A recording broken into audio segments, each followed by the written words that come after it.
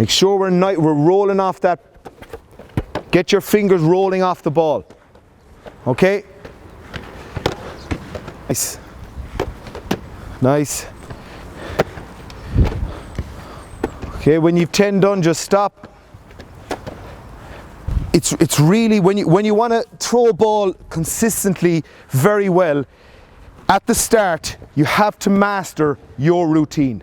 You will be different than you all will have a different routine. Every one of you. Okay, and how you hold the ball, what you do with your feet, we'll speak about that later. But when I get the ball, you should know exactly where I hold it all the time. Consistency. And if something goes wrong, or if my throw tails off at the end, or I throw crooked, I then know what I did wrong. I'll be able to see what I did wrong. I'll be able to feel it anyway. But if I'm changing it all the time, if I don't do the same thing every single time, I will not be able to correct myself. 10 again, but I want you to make sure that you hold the ball in the same place every single time. Okay? Every single time. Whatever you do to put your hand in there, or whatever you do to remind you, like what I used to do, was actually the valve. That would tell me that I'm probably in the right place. More than likely I always was. But that would give me an idea that once I'm touching a valve, I'm there, but I'd always have a look to make sure. So now that we've done this, we're going to bring it up over our heads. We're going to talk about what I need to do when I get to the line. So in my routine, I would look at my core. Everybody understand your core, what we're doing here. Okay, so your core, you'll have to engage your glutes, your legs, and in your core here. Why is that? So that we're not breaking here. And that's where we get inconsistencies as well. So you have to work really hard on your core.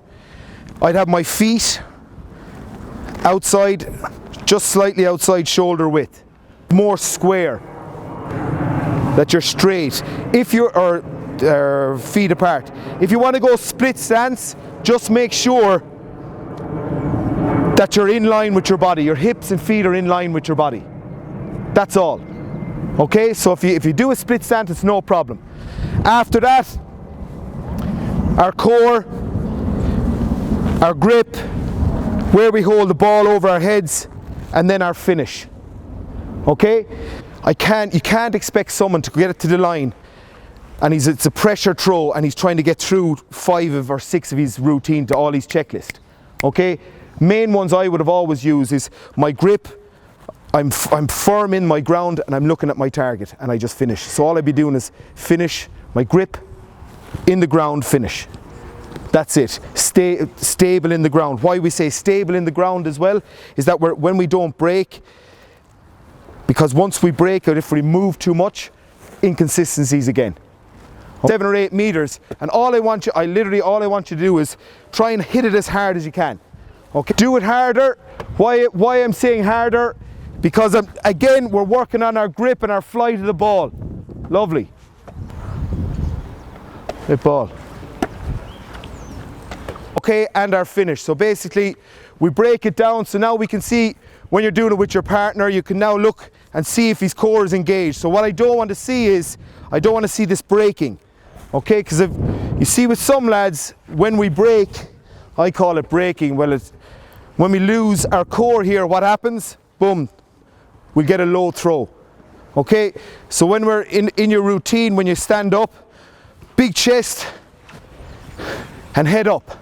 Okay, so in this, engage your core, your head up, head to the target and stay strong up and finish.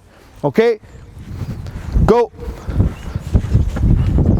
Get that ball right through with your grip.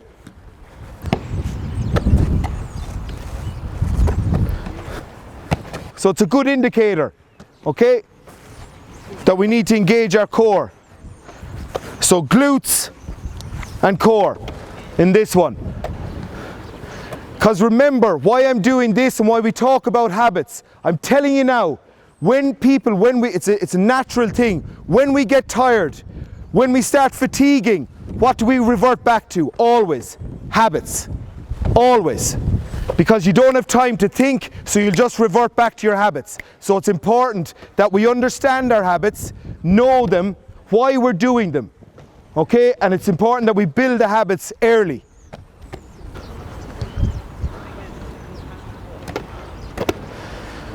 Again, you can do this with the lads on their knees, the stronger they are, and work the guys back with the distance. So for example, these guys can go on their knees, others can work back. Again, it just works your core. When we get here, it's going to be harder, so and it's really going to isolate our kind of finish, and just again making sure that we'll rock back and up on our toes the further we get back. Okay, under 15 for example. If you need to, if you don't have the power, you'll rock back. Some guys are able just to fling it and do it. Okay, so if we want to get further distance, we will have to rock back.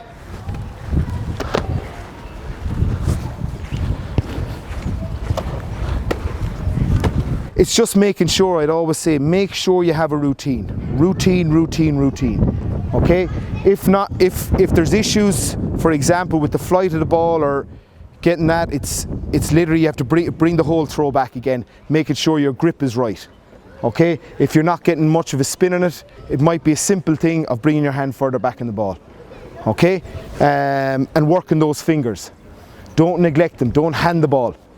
Right? Get the whole fingers through. When you get to 60, 70 minutes, when you're so tired, you'll go to the line, you literally won't be able to think.